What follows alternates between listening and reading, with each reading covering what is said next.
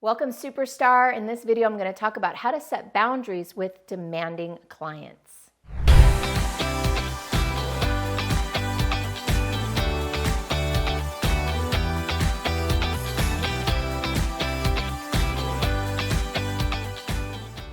Here's a quick overview of what I'm going to talk about. First, why it's so important to set boundaries with demanding clients. And then, of course, also what is so challenging about doing so. I'm also going to talk a little bit about what you need to do in yourself before you even get started having conversations with clients. Finally, I'll share with you certain key steps that you can undertake to set boundaries. Let's go. It's so important to set boundaries with clients, especially the demanding ones. And that's because if we don't do so, we can get into a relationship, into a dynamic where we are doing more than we agreed to, where we're feeling overworked, exhausted, and worse yet, we're feeling resentful of the very clients we're supposed to be serving and who are paying us. And if you don't watch out, you might end up with your clients becoming the boss of you. And I know that that is not why you became an entrepreneur. You did not become an entrepreneur to have not just one, but several bosses. Now, before you can even talk about setting boundaries with demanding clients, you've got to look inward first. You've got to understand and set boundaries around what you're willing to tolerate and what your own life and business want of you and are requiring of you. What do I mean by that? I want to share with you a metaphor that I got from one of my mentors, Nanilea Diamond. She uses the metaphor of a castle, what she calls the energetic castle.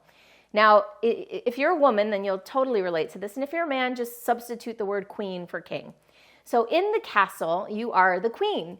And the queen, the castle, has floors, it has walls, maybe a moat, and it has ceilings, right? This is the basic structure of a queen's castle. Imagine that the floors represent the standards, your standards in business or in life. The floors are the lowest that you're willing to go, beneath which you can't go. Your energetic castle stops at the floors. The walls of the castle, and perhaps the moat that surrounds it, are your boundaries. It constitutes the edges of the castle beyond which you will not go and beyond which people cannot come in. So the boundaries that you set are like the walls of your castle. And then finally, your energetic castle has upper limits. The cathedral, you could have cathedral ceilings with very high possibilities available to you, or you could have very low ceilings, let's say, with not a lot of possibility. So one of the concepts that Nanilea talks about is that when you raise the floors of the castle and when you strengthen the walls of the castle, you can have higher ceilings, higher upper limits. And so I want you to enter this conversation about boundaries with clients, understanding that when you have clear standards that you do not drop below and good boundaries with clients, you can create much more expansive possibilities and relationships and prosperous relationships with your clients. When clients respect you, you're much more likely to keep their business and have a good relationship with them. They're much more likely to be happy about the money they're paying you. You never want to get into a situation where a client is disrespecting you, violating your boundaries, or bringing your standards down, because it's going to bring down your entire energetic castle. All right, so let's talk about how to do that.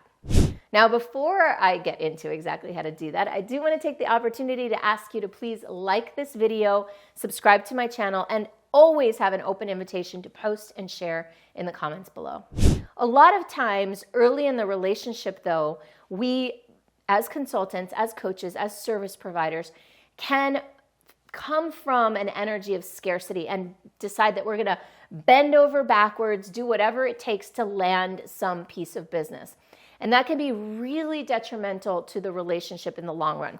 That's why, number one, earliest is easiest. So there are certain magic phrases that I use a lot, and some of my clients make fun that they use these magic phrases a lot too. What I like to say early in relationships with clients, by the way, this doesn't only help you establish agreements early on, it also helps you establish yourself as the leader of the relationship, right?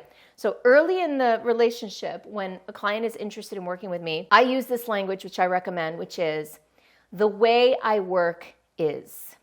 The way I work is. From early on, if you can establish that the way you work is, and you can have a client agree to that, you can create boundaries in the relationship. So it might look like, the way I work is I work on Tuesdays, Wednesdays, and Thursdays. Or the way I work is I work between 9 a.m. and 2 p.m. on weekdays. Or the way I work is I put everything into a Dropbox folder and that's where you access it, right? Whatever it is that is the way you work, you want to establish that up front, because if there are any issues with that, the earlier that they come up with, the earlier they come up, the easier they are to deal with. But what I don't want you to do is have a relationship where early in the conversation you're having all this discussion about what they want, and then you follow up with an agreement and then introduce all these boundaries and way I works is in the agreement. You don't want to surprise people with this, which leads me to number 2, which is in writing. I like to say, if it isn't in writing, it doesn't exist. So whatever boundaries you know about, time boundaries, money boundaries, how you like to get paid, whether it's on the 1st of the month or the 15th of the month, or they pay in up front or they pay in arrears, whatever it is, you want to get that clarified early in the conversation and then confirm it in writing. Okay, so this is really important. You have it in the conversation and then confirm it in writing. Don't put it in writing for the first time. Don't have it in writing the first time that they ever learn about it. The third rule of thumb is to leave room for evolution. And again, I like to bring this up in the conversation early on, up front, and then in the agreement, and let people know that I'm going to leave some room for evolution. For example, I like to do 1-year agreements. Now, the problem with 1-year agreements that sometimes can come up is that you don't know what your life is going to look like 10 months down the line, 8 months down the line. So what I like to do is have the agreement in writing and then put specific ways that boundaries may change or evolve. You might want to say, subject to a check-in in 6 months to see how this is going, right? You might want to leave room for you both to reorganize or renegotiate certain terms of the agreement. Big fan of leaving yourself room to evolve and change your programs and how you deliver your services. So, for example, I sell coaching programs that have certain things, like you're going to get strategic coaching with me. You're going to get access to this deep dive. You're going to all these things, like I'm going to do this many retreats this year. You're going to have access to them. But then I let people know, and I put in the agreement that I reserve the right to adjust, alter, or change the program as needed without reducing the value of the program. Number 4, setting boundaries with difficult clients, is practice saying no. This is a difficult one. I know that I struggled with this for years. This is why I suggest practice saying no. And kind of a corollary to practice saying no is practice saying no, which sounds like yes. Here's an example. You have a difficult, demanding client that wants something back. They give it to you at 5 p.m. on a Friday, and they want it back right away for the next week. So they say, hey, here's this thing I want you to do. Well, instead of saying, no, I'm not going to do that over the weekend, you can say, yes, I can totally help you with this. This is what I can do, and I can have it to you by this date and time. So you're almost like renegotiating the agreement, but you're not saying no to it. You're saying yes, and I need to do it this way.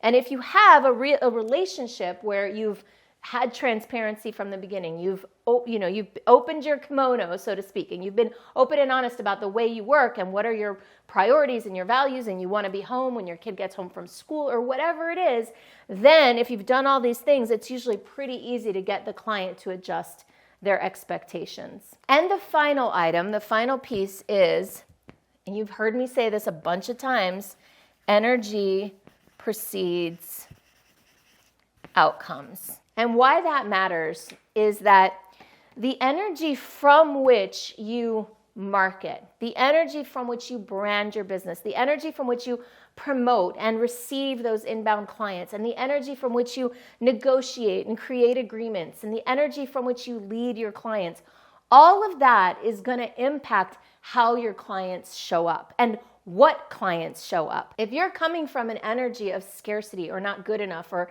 my clients are so demanding and difficult, you're going to be attracting more of that. So I'm not going to dive into how to address that in this particular video, because I have so many videos about positive energy and attracting wealth. And I highly recommend checking out some of those playlists.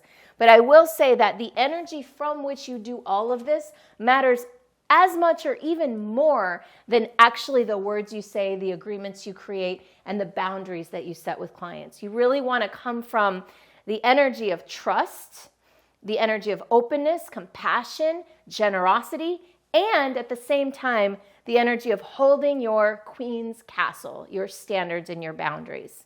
I hope you found this helpful, and I hope you find a way to deal with those demanding clients that you've got. And if you're looking for support in building and growing your coaching, consulting, or speaking business, I can help. Visit superstaractivator.com/go to find out more about how I might be able to support you and maybe even have a discovery call with me.